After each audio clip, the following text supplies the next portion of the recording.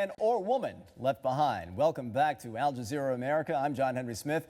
President Obama celebrating the news that Sergeant Bo Bergdahl had been freed after 5 years of being a prisoner of war in Afghanistan. His release hinging on a detainee swap with the Taliban. 5 detainees from Guantanamo Bay released and sent to Qatar. Now that deal is being criticized by some politicians and military personnel. That's first up in our weekend politics segment. In New York, we have Dowdell, a Democratic strategist and former aide to New Jersey Governor Jim McGreevey. And in Pittsburgh, we have Lenny McAllister, conservative political commentator and former U.S. congressional candidate. Nice to see you both on this Sunday morning. Thank you. With the U.S. getting ready to leave Afghanistan, the administration, as you hear, they've negotiated the release of the one U.S. POW from the conflict, Bo Bergdahl. Republican lawmakers, they are criticizing the administration for handing the Taliban prisoners in the exchange. Now, you've got to give to get, don't you, Lenny? I don't know if you necessarily have to give to get. The issue with this is, for everything that we see publicly, there are several things that happen behind closed doors. There's always some type of negotiation going on when it's talking about getting POWs back home. I think what we really have to focus on is whether or not this administration was actually able to get something tangible in this swap. Were they able to get information? Were they able to get assurances? Something that we can use strategically to make sure that we can keep the peace in the Middle East. That, to me, is more important than whether or not we swapped one prisoner for several. All right, Tara, hasn't the president set a dangerous precedent, by allowing Sergeant Bergdahl to be used as a bargaining chip?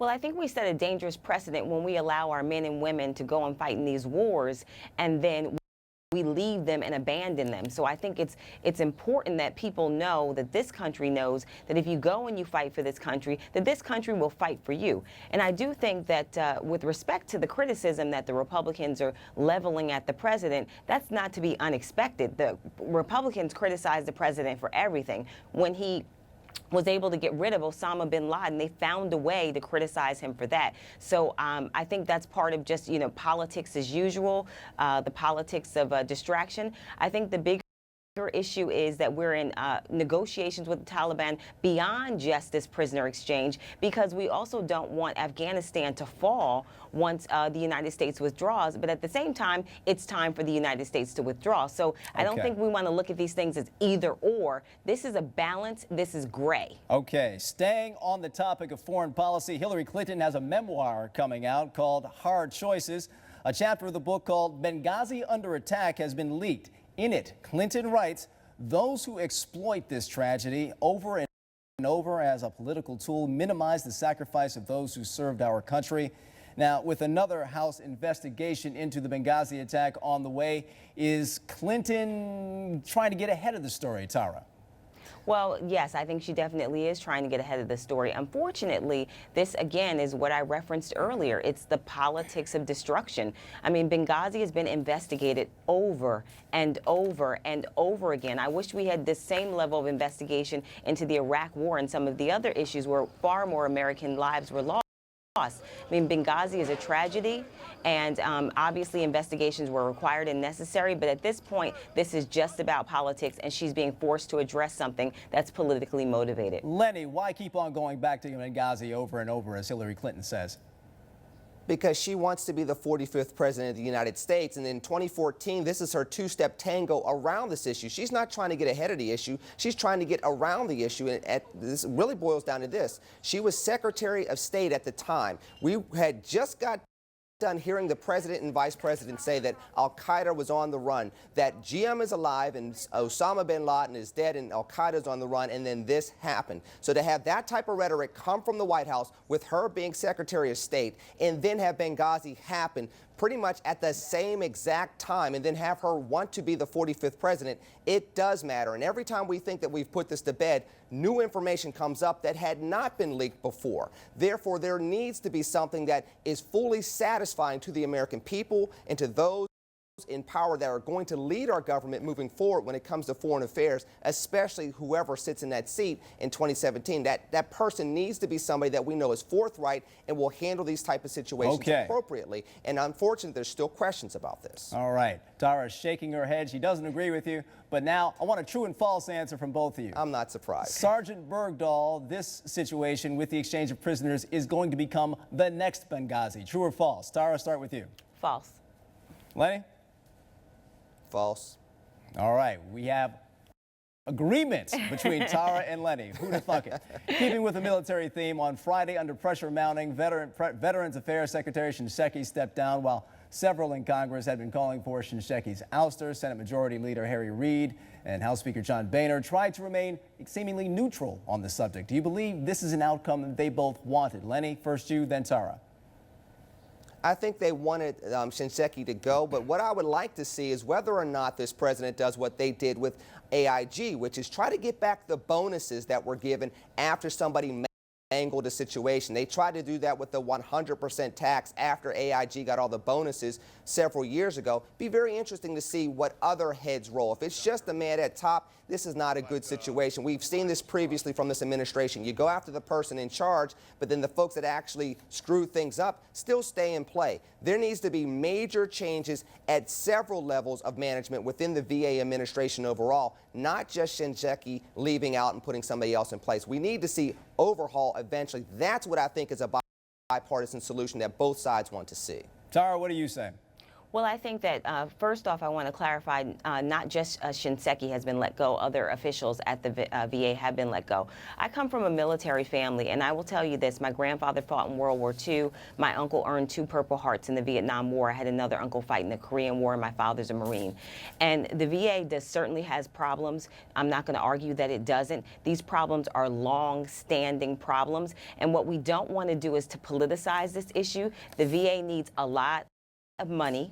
And what I'd like to see is both parties come together to provide that funding. The Democrats have put forth packages repeatedly of funding for the Veterans Administration. And we need to not just provide funding for war. We need to provide funding to make sure that when the people that serve us come back, that they have the best health care that we can possibly provide to them. And that is what's getting lost in this. And that's what concerns me about the politicizing this issue, is that what gets lost is that this is about veterans and making sure they have the highest quality health care because they did right by this country, and we need to do right by them. But Tara, back in 2008, one second, Lenny.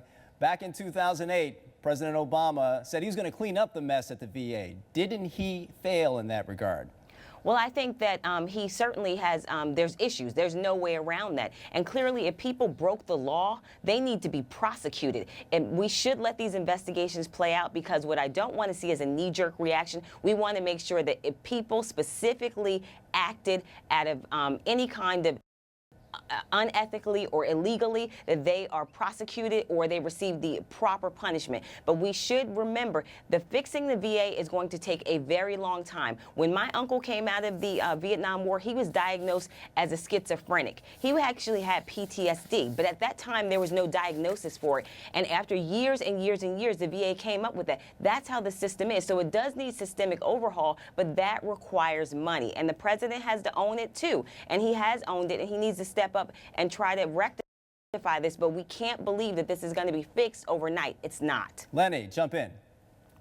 This is the reason why it's politicized, because it's not just about giving funding, it's about solutions. There are solutions out there. For example, if you shift some of this over to the private sector, if you allow our veterans to find health care as soon as they need it versus going towards the bureaucracy and trying to feed the Leviathan, if you go in that approach and make sure that people have avenues accessible to them immediately, we can resolve this sooner than later. But herein lies why the politics gets into play, because one side says it has to require more money. There's another side saying, no, it requires good, efficient solutions. Well, I'm not just saying it requires more money. I do believe, I agree with you that if a veteran should, and some are already able to do this. Women veterans are able to access OBGYN services initially at the VA, but for the actual giving birth, they're able to access that at private hospitals. So that does happen.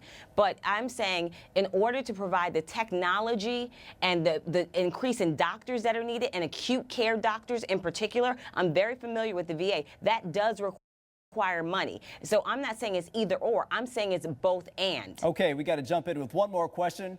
On the topic of presidential politics, over the course of the last month, Tea Party candidates have performed pretty poorly in primary races. Senate Minority Leader Mitch McConnell defeated his Tea Party opponent Matthew Bevin by 25 points, while in Idaho, Congressman Mike Simpson beat his Tea Party challenger Brian Smith by 24 points. Yet, at the Republican Leadership Conference in Louisiana Saturday, the Tea Party emerged on top in a poll of attendees about most favored presidential candidates. Senator Ted Cruz led the pack at 30%.